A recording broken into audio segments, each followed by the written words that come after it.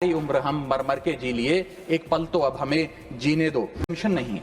Exemption होता है जैसे एक सोर्स ऑफ इनकम पर इनकम टैक्स लगे ही ना, जैसे कि इस देश में एग्रीकल्चरल इनकम, खेती बाड़ी से जो कमाई होती है उस पर कोई इनकम टैक्स नहीं लगता। ये वो नहीं है। ये टैक्स डिडक्शन भी नहीं है। टैक्स डिडक्शन होता है कि फर्ज करिए आपने साल में 15 लाख रुपए कमाए, इनकम टैक्स डिडक्शन आपको 12 लाख रुपए की मिली, तो 15 घटा 12 3 लाख पर आपको इनकम टैक्स देना पड़ेगा। ये टैक्स डिडक्शन भी नहीं है, ये टैक्स रिबेट है।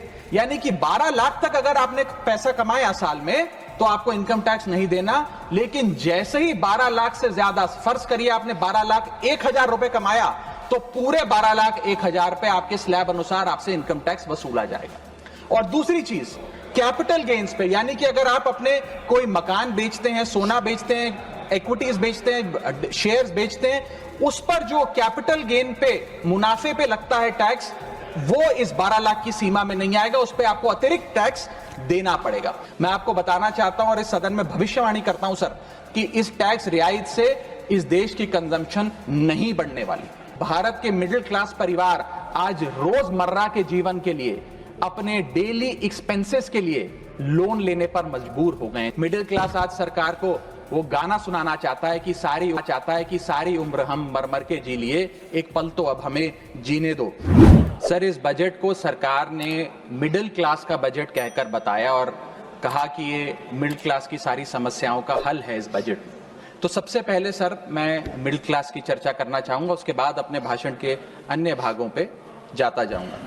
सर, पहली बात तो यह है कि सरकारें मिडिल क्लास को एक आत्मा रहित कंकाल समझती हैं, जिसकी हड्डियों पे चढ़ के $5 ट्रिलियन इकोनॉमी बनाना चाहती हैं। सर, इस देश का मिडिल क्लास कमर तोड़ मेहनत करता है, लेकिन इस मेहनत के बावजूद मिडिल क्लास गरीब हो रहा है, अमीर नहीं हो रहा। गरीबों के लिए तो अक्सर सब्सिडीज और स्कीम्स लाई जाती हैं, जो कि लानी भी चाहिए। अमीरों के लिए production linked incentives, rebate, tax incentives, न जाने क्या क्या लाया जाता है, लेकिन इस देश के मिडिल क्लास को कुछ हासिल नहीं होता। ऐसा लगता है कि सरकारें समझती हैं कि देश के मिडिल क्लास के ना सपने हैं ना अरमान है, लेकिन वो सोने का अंडा देने वाली वो मुर्गी है जिसकी गर्दन जब चाहे मरोड़ के टैक्स वसूल लिया जाए। इसी के चलते सर मैं कहना चाहता हूं कि इस देश में मांग यानी कि डिमांड इसलिए गिर रही है क्योंकि इस देश का मिडिल क्लास सिकुड़ रहा है। तमाम आंकड़े एफएमसीजी सेक्टर से लेके गाड़ी बेचने वाले कंपनियों की सेल्स के आप उठाकर देखेंगे तो वो आपको यही बताएंगे कि इस देश का मिडिल क्लास खर्च नहीं कर रहा, और खर्च इसलिए नहीं कर रहा क्योंकि उसकी जेब में आमदनी ही नहीं है। मिडिल क्लास खाली सेंसस के लिए नहीं है सर, उसके भी अपने अरमान हैं, उसके अपने सपने हैं।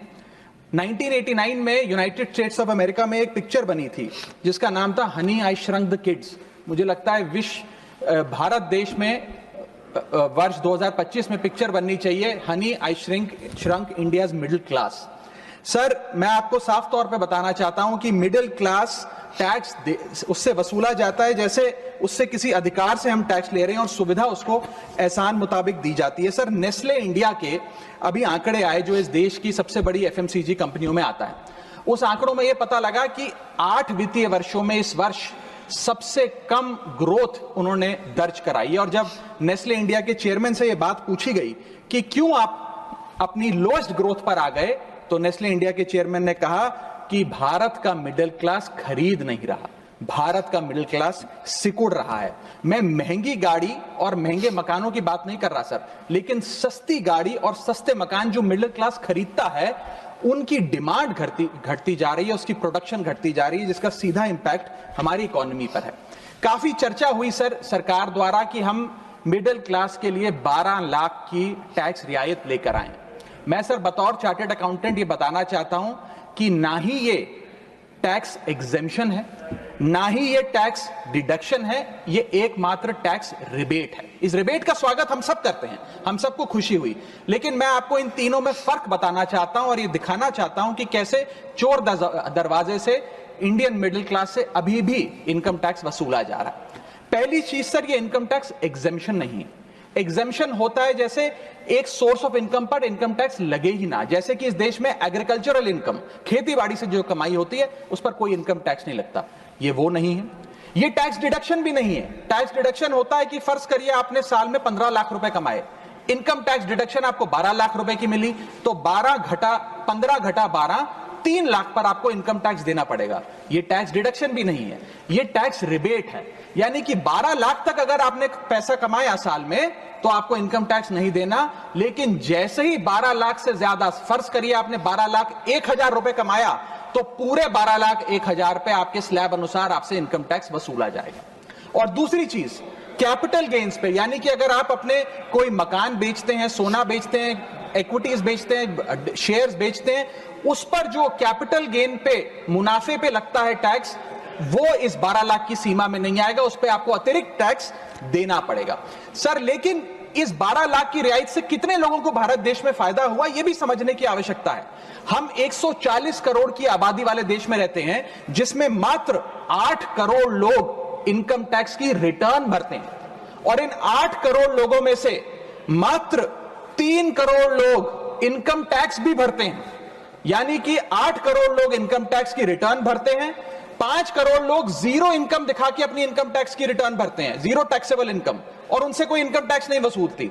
लेकिन जो बाकी 3 करोड़ बचे, मात्र वो ही इनकम टैक्स भरते हैं। तो किन लोगों का फायदा हो रहा है, यह भी समझने की आवश्यकता है। और इसका मुकाबला आप करिए सर, सीएमआई का डेटा बताता है कि इस देश में कंजम्पशन के आधार पे 43 करोड़ इंडियन, 43 करोड़ भारतीय भारत की मिडिल क्लास में आते हैं।